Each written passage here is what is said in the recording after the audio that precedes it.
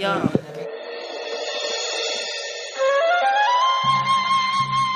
النهارده احنا في جمعيه لقمه عيش، وبنتشرف بجامع السعيد. كل سنه وانتم طيبين جميعا. معانا الاستاذ عزت المستشار القانوني للجمعيه، معانا الاستاذه رضا، معانا الشيف ام عبد الله منورانا، والاستاذه حنان، والاستاذه الموجله اللي بتهرب مننا. شوف احنا طبعا الاستاذه هيام منورانا النهارده، بنتشرف بيكي. احنا طبعا عايزين نعرف يعني وجودك طبعا نورنا، ورايك ايه في وجودك النهارده؟ أنا مبسوطة جدا جدا جدا طبعا بالسادة الأفاضل اللي موجودين معايا. بسم الله ما شاء الله. ناس متجمعين على الخير، ويا رب يا رب دايما. وبدل ما نيجي يوم ولا يومين في الأسبوع، نيجي بعد كده كل يوم لما نشتغل علشان نقدم بقى خير ومساعدات للناس وللبلد كلها يا رب.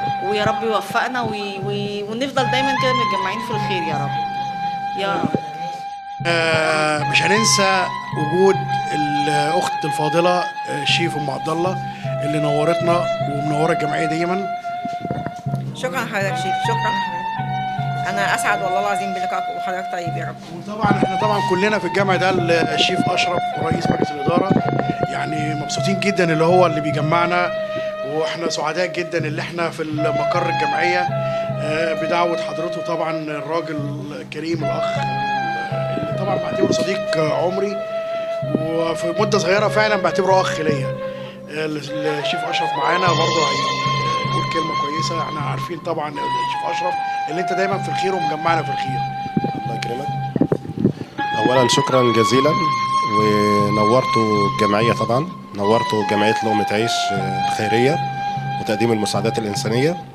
طبعا احنا سميناها لقمه عيش عشان تكون لقمه عيش لناس كتيره جدا، تمام، وتكون فتحه خير للناس كتير، ونقدر من خلالها نقدم حاجات كويسه للناس، ونقدر في الشهر الكريم ده نشوف الناس اللي هي الغلابة اللي تستاهل. إن شاء الله نقدر نساعدها على قد ما نقدر.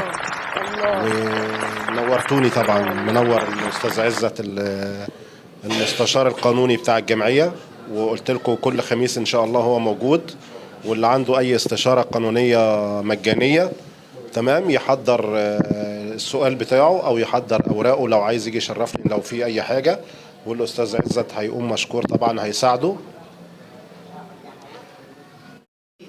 ومعانا طبعا الشيف خالد الشامي طبعا مشرفنا طبعا، وهو يعني كل خميس بيكون موجود معانا بعد ما بيطلع من الشغل يعني، فالراجل برضو مشرفنا. معانا الأستاذة هيام برضو تملي على طول معانا ومساندنا وفي كل حاجة احنا عايزينها في الجمعية بتقوم بيها. ومعانا الشيف ام عبد الله الداعم كبير برضو للجمعية، تمام. وطبعا استاذتنا الكبيره الاستاذه فاطمه مشرفانا طبعا ودايما معانا في الخير.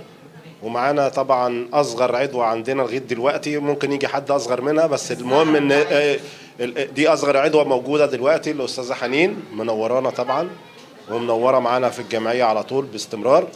ومعانا برضو اختنا رضا واستاذتنا الكبيره رضا اللي هي امينه الصندوق بالجمعيه، تمام، وبرضه مشرفه وهي اللي بتصور الجمع الكريم ده كله، فتملي على طول هي الإعلامية اللي بتعمل الحاجات دي مجمعانا في الخير. ونورتونا كلكم إن شاء الله، نورتوا الجميع بإذن الله. واستاذ عزت منور طبعا اللي بيجينا من بعيد عشان يكون معانا في يوم جمع زي كده، تمام. ونسيبكم برضه مع الاستاذ عزت كده يقول لكم كلمه. وانا سعيد جدا ان انا موجود بين ناس بتحب عمل الخير، ندي نصيحة للأمة الإسلامية بحالها، إن لو كل إنسان مننا فكر قبل أي عمل أو قبل أي قول هتستفيد الأمة كويس جدا. بدل القول ما يكون سيء يكون قول خير، العمل بدل ما يكون سيء يكون عمل خير، انفاق المال بدل ما يكون في شيء سيء يكون في عمل الخير وفي مساعدة اللي محتاج المساعدة. الأمة هترقى وهتتقدم وتبعد عننا ويبتعد عننا المشاكل والهموم. ونتمنى أن يكون رمضان القادم رمضان خير وبركة على الأمة الإسلامية والبشرية جميعا إن شاء الله، وكل عام وانتم بخير.